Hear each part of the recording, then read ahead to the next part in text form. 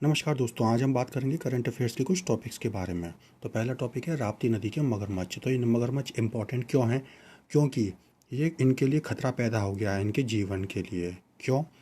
क्योंकि हाल के अभी अध्ययनों में पता चला है कि अवैध मत्स्यन हो रहा है और रेत खनन हो रहा है। ये मानव जनित खतरों ने इनके लिए खतरा पैदा कर दिया है। तो ये कहाँ पे है? राप्ती नदी के मगरमच्छ ये दक्षिण मध्य नेपाल में चितवन नेशनल पार्क में वो पाए जाते हैं।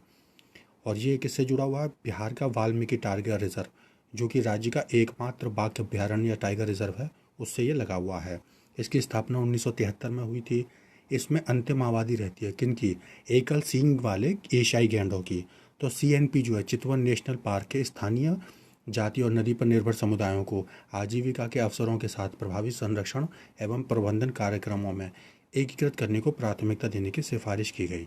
मगर या फिर जिसे मार्श मगरमच्छ कहते हैं, विश्व स्तर पर पाई जाने वाली मगरमच्छों की 24 मौजूदा प्रजातियों में से एक है। ये भारत, पाकिस्तान, नेपाल और ईरान में पाई जाती है।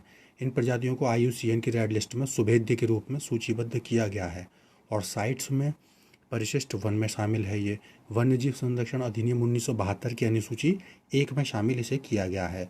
राप्ती नदी कहाँ है? महाभारत की पहाड़ियों और हिमाचल की निचली श्रृंखला से निकलती है और ये CNP की उत्तरी सीमा के साथ पश्चिम की ओर प्रभावित होती है। ये था वो मगरमच्छ जिसके बारे में, राप्ती नदी के मगरमच्छ के बारे में हमने बात की थी। चितवन नेशनल पार्क ये नेपाल का मैप है। तो ये ईस्ट राप्ती रिवर यहाँ पे बह रही है और चितवन नेशनल पार्क ये रहा। यहाँ पे मानहरी और लोटहाट करके वो भी पाई जाती हैं चोटियाँ। फिर संयुक्त सैन्य अभ्यास है फ्रिंज जैक्स 23। तो भारतीय और फ्रांसीसी सेना के बीच में पहला संयुक्त सैन्य अभ्यास हुआ है। कहाँ पर? तिरुवनंतपुरम, केरल में। यह पहली बार है जब दोनों देशों की सेना इस प्रारूप में शामिल हो रही है। इसमें प्रत्येक टुकड़ी तिरुवनंतपुरम स्थित भारतीय सेना के सैनिकों और फ्रांसीसी 6वीं लाइट आर्म्ड ब्रिगेड की एक कंपनी समूह शामिल है। इस अभ्यास का उद्देश्य क्या है? सामरिक स्तर पर दोनों बलों के बीच में अंतर संचालन, समन्वय और सहयोग को बढ़ाना है। संयुक्त अभ्यास फ्रांस के साथ रक्षा सहयोग को और मजबूत करेगा और ये इनकी साझेदारी, रणनीतिक साझेदारी का एक महत्वपूर्ण पहलू भी है। फिर फ्रांस के साथ भारत के और सैन्य अभ्यास भी होते हैं, जिसमें वरुण होता है नौसेना का, गरुड़ होता है वायुसेना का और शक्ति होता है थल सेना का। इंटरनेशनल बिग कैट्स अलायंस क्या है? ये भारत ने ये सुझाव दिया है कि बाघों की सुरक्षा के लिए हमारे नेतृत्व में, मतलब भारत के नेतृत्व में, एक गठबंधन बनाया जाना चाहिए अंतर्राष्ट्रीय, जहाँ और उसमें भारत ने ये भी कहा है कि वो 800 करोड़ रुपए से इसकी शुरुआत कर देगा। फिर प्रस्तावित जो इंटरनेशनल बिग कैट अलायंस है, उसमें 7 प्रमुख भागों को सुरक्षा और संरक्षण की दिशा में काम किया जाएगा, जिसमें बाघ, शेर, तेंदुआ, हिम तेंदुआ, प्यूमा, जगुआर और चीता हैं। गठबंधन की सदस्य किन के लिए? 97 रेंज देशों के लिए होगी जहाँ पे ये पाए जाते हैं। यह गठबंधन 2022 में नामीबिया से जो चीते आए थे उससे प्रेरित है और इन बड़ी बिल्लियों के प्राकृतिक आवास भी जिसमें शामिल है। और भारत जो है विश्व का एकमात्र राष्ट्र है जहाँ प्यूमा और जगुआर को अगर छोड़ दिया जाए तो बाकी वो 5 जो है बाघ, जो प्रजातियाँ हैं बाघों की, वो सब पाई जाती हैं। इसलिए ये उचित होगा कि भारत संयुक्त राज्य जैसे संगठन के साथ भी सभी बड़े देशों को लाने का बीड़ा उठाए। और इब्का यानी इंटरनेशनल बिग कैट अलायंस की संरचना में क्या होगा? सदस्य देशों की एक महासभा होगी जिसमें न्यूनतम 7 और अधिकतम 15 सदस्यों की एक परिषद होगी, जिसके सदस्य 5 वर्ष की अवधि के लिए महासभा द्वारा चुने जाएंगे तथा एक सचिवालय भी इसमें शामिल होगा।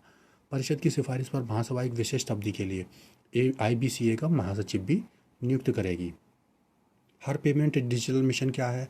तो डिजिटल भुगतान जागरूकता सप्ताह के 2023 के दौरान हर पेमेंट डिजिटल मिशन के शुभारंभ पर भारतीय रिजर्व बैंक ने आज़ादी के 75 वर्षों के अवसर पर 75 गाँवों को गोद लेने और उन्हें डिजिटल भुगतान सक्षम गाँव में बदलने हेतु एक कार्यक्रम शुरू किया। यानी कि 75 गाँव गोद लेगी। और किसने शुरू किया? ये RBI ने, रिजर्व बैंक ऑफ इंडिया ने।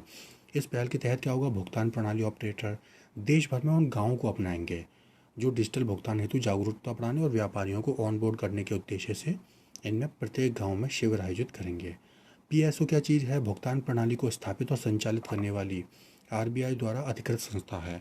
फरवरी 2023 तक क्या हुआ था? विभिन्न श्रेणियों जैसे खुदरा भुगतान संगठन, कार्ड भुगतान नेटवर्क, ATM नेटवर्क, प्रीपेड भुगतान उपकरण आदि के तहत 67 PSO स्थापित हो चुकी हैं। इसका महत्व क्या होगा?